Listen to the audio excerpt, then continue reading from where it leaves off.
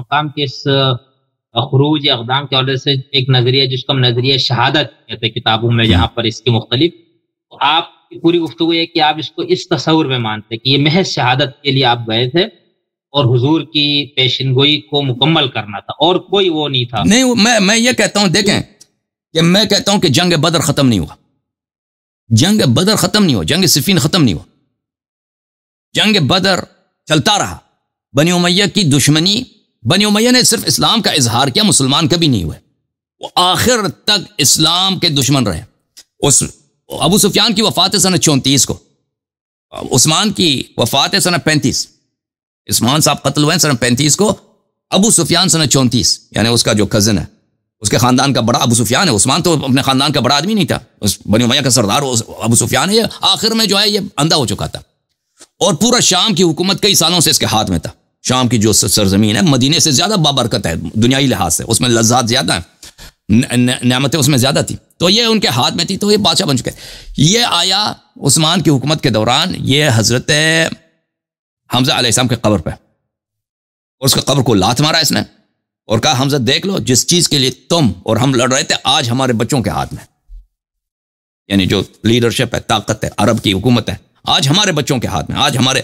نوجوانوں کے ہاتھ میں۔ تو یہ، اور پھر اس کے ابو سفیان کی باتیں کہ اس نے عثمان سے بھی کہا تھا، ابو بکر عمر سے بھی کہا تھا کہ نہ جنت ہے نہ نار ہے۔ بھائی یہ بنی ہاشم جو ہے ان کو حکومت کرنے کی خواہش تھی، اب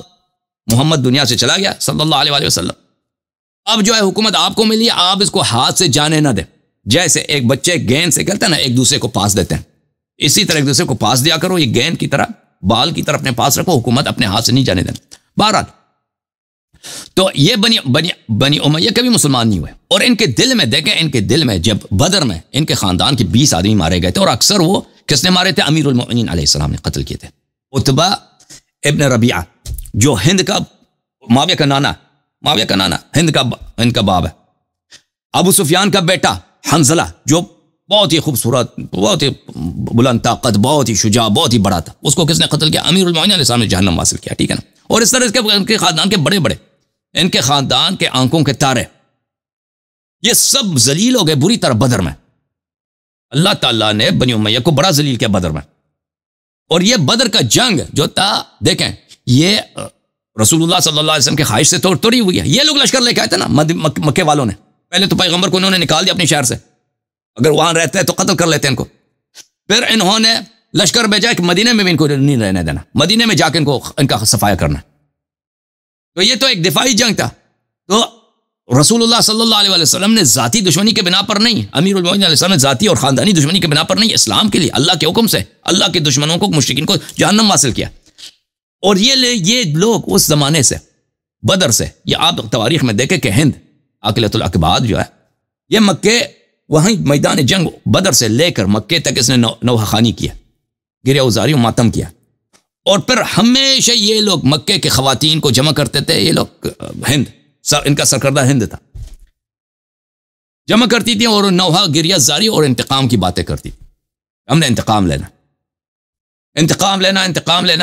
پھر انہوں نے لشکر جمع کیا، احد کا معرکہ ہوا، اور احد کے معرکے میں ان کو اس طرح پیروزی نہیں ملی کہ ان کے خاندان کے جس طرح تارے مارے گئے تھے نا،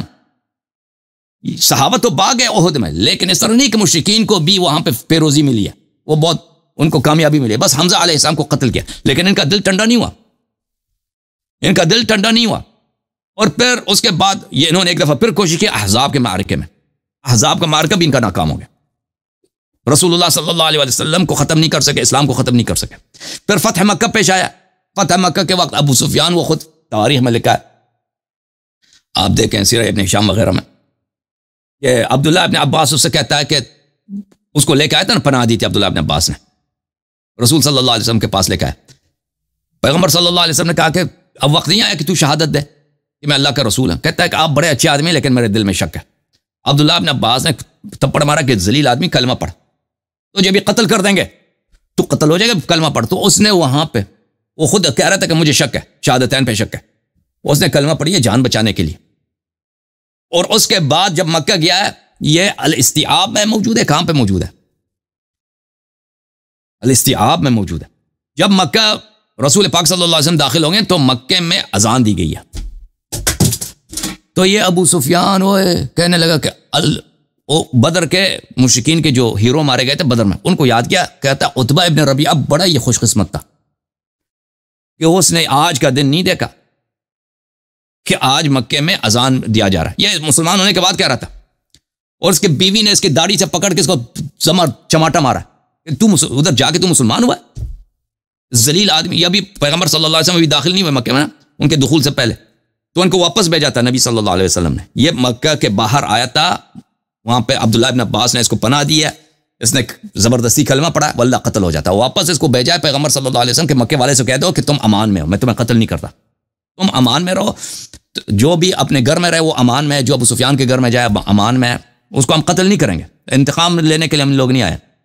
میں نے درگزر کر دیا۔ تو یہ گیا مکہ، گیا وہاں پہ کہا کہ بھائی مکہ والوں کو بتایا کہ مجھے وہاں پہ کلمہ پڑھنا پڑا ہے، تو اس کی بیوی نے پکڑ کے اس کی داڑھی سے تمانچہ مارا اس کو۔ یہ خود سیرہ ابن ہشام وغیرہ میں موجود ہے، ان کے اپنے تواریخ میں، کہ ذلیل آدمی تو وہاں پہ جا کے مسلمان ہوا نہیں۔ اور معاویہ نے بھی اپنے باپ کو وہاں پہ ڈانٹا ہے، اس کے بڑے اشعار معاویہ کے کہ تم ہمیں ذلیل کر رہے ہو، تم کیسے مسلمان بن رہے ہو، اور میرا نانا قتل ہو گئے بدر میں، میرے وہ بڑے بھائی حنظلہ قتل، فلان فلان، میرے چچا قتل ہو گئے، تو اس کو سب کو یاد دلا رہا ہے۔ تو دیکھیں، تو ان کے دل سے وہ بغض کبھی نہیں گیا، اور یہ بغض ہمیشہ ان کے دل میں تھا، اور یہ جنگ صفین بھی اسی جنگ بدر کا جو ہے تسلسل تھا۔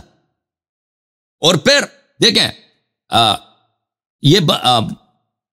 ان کو امیر المؤمنین علیہ السلام کو گالی دینے سے معاویہ نے جو سلسلہ شروع کیا تھا اپنی حکومت میں کہ سب کیا جائے، لعنت کیا جائے ممبروں سے، کیا فائدہ ملتا تھا؟ کوئی فائدہ تو ہے نہیں بھائی۔ آپ اب کسی ایک شخص جو دنیا سے جا چکا ہے، وہ بھائی آپ اس کو گالی دے دیں، آپ کی حکومت کو وسعت تھوڑی ملے گی، پیسے آپ کو تو زیادہ ٹیکس تو آپ کو تو کچھ نہیں آئے گا نا۔ یہ صرف ایک دشمنی کی وجہ سے آپ ان کی جو ہے سائیکولوجی دیکھیں بنی امیہ کی، ان کو کتنا شدید بغض ہے اہل بیت طاہرین علیہ السلام سے۔ رسول اللہ صلی اللہ علیہ وسلم کو گالی نہیں دے سکتے، اس لیے اگر ان کو گالی دے دیں تو پھر لوگ ان کے خلاف ہو جائیں گے، لیکن علی علیہ السلام کو منابر سے گالی دیتے ہیں۔ اور پھر یہ ہمیشہ کہتے تھے کہ ہم نے بدر کا، یہ ان کے مختلف لوگ کہتے تھے کہ ہم نے بدر کا بھی جو ہے بدلہ نہیں لیا۔ پھر عثمان کا جو بھی قتل ہوا نا،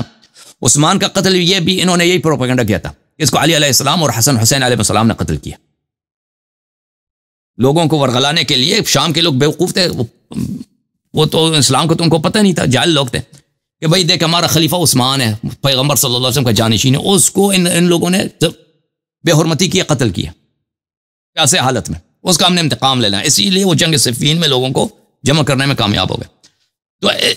یہ ان کے دلوں، پھر ان کو خود بھی یقین آ گیا تھا، آہستہ آہستہ بعد میں یقین آ گیا تھا کہ اپنے ہی پروپیگنڈے میں یہ لوگ یقین کر گئے تھے کہ امام علی علیہ السلام نے عثمان کو قتل کرایا۔ ان کی باتوں سے پتہ چلتا ہے، بنی امیہ کے سرداروں کے باتوں سے، ان کے شہزادوں، یہ تو بادشاہ بن گئے تھے، میں شہزادہ کہتا ہوں اس لیے کہ واقعی بادشاہ بن گئے تھے، ان کے گورنروں کے باتوں سے ہی پتہ چلتا تھا کہ یہ کہتے تھے کہ امام حسین علیہ السلام نے عثمان کا قتل کرایا۔ تو یہ کہتے تھے کہ ہم نے بدر کا انتقام لینا، اور کس کا انتقام لینا؟ اور عثمان کا انتقام لینا۔ اور امام حسین علیہ السلام کو وہ کہہ رہے تھے کہ مجھے ہر حالت میں شہید کیا جائے گا، مجھے ہر حالت میں شہید کیا جائے گا، ٹھیک ہے نا۔ اور روز عاشور آپ کو پتہ ہے، روز عاشور سے پہلے انہوں نے عمر ابن سعد سے بہت بات کی امام حسین علیہ السلام نے، اور بنی امیہ کے لشکر سے تقریر کیا کہ تم کیوں مجھے، آخر میرا گناہ کیا ہے، میری گناہ کیا ہے، ٹھیک ہے نا۔ یہ مقتل خوارزمی بھی کئی مقاتل میں ہے۔ میں نبی کا بیٹا نہیں ہوں، میری ماں فاطمہ زہرا سلام اللہ علیہا نہیں ہے، میرے بھائی حسن مجتبی علیہ السلام نہیں ہے، میرے چچا حمزہ سید الشہداء نہیں ہے، میرے والد گرامی رسول اللہ صلی اللہ علیہ وسلم کے نفس نفیس نہیں ہے، میرے شان میں قرآن کی آیات نہیں ہے، میری مودت آپ پہ واجب نہیں ہے۔ سب بنی امیہ کے جرنیل وغیرہ سب نے کہا بات آپ کی صحیح ہے، سب صحیح ہے۔ تو فرمایا کہ تم مجھے کیوں قتل کرنا چاہتے ہو؟ کہا بغضا منا لابیک، ان کے اپنے الفاظ ہیں بھائی، ہم آپ کو آپ کے والد کی وجہ سے قتل کرنا چاہتے ہیں، ان سے بدلہ لینے کے لیے، بدلہ لینے کے لیے۔ آپ کو پتہ ہونا چاہیے کہ عرب سائیکالوجی میں دیکھیں، جو اسلام سے پہلے جو ان کا سائیکالوجی تھی، جو قبائلی جنگیں چلتی تھیں، یہ 1-2 سال کی جنگیں نہیں ہوتی تھی، سمجھ میں آ رہی نا اب آپ کو؟ یہ 1-2 سال کی جنگیں نہیں ہوتی تھیں، یہ جنگیں ہوتی تھیں جنریشنز کی۔ بنی امیہ ظاہر میں مسلمان ہوئے تھے، وہ باطن میں مسلمان نہیں ہوئے تھے، ابھی ان کے اندر جو جاہلیت کی جو آثار، جو رسوم رواج تھے، وہ بالکل معاویہ آخر تک شراب پی رہا تھا۔ جماعت عمریہ نے خود نے روایت کی ہے کہ رسول اللہ صلی اللہ علیہ وسلم کی حدیث ہے کہ معاویہ اس وقت تک مرے گا نہیں جب تک وہ اپنے گردن میں صلیب نہیں ڈالے گا. اس مرنے سے پہلے عیسائی بن چکا تھا, صلیب بھی اپنے گردن میں ڈالا تھا پیغمبر سے دشمنی کی وجہ سے. تو بہرحال عرض یہ ہے کہ امام حسین علیہ الصلوۃ والسلام سے انہوں نے خود کہا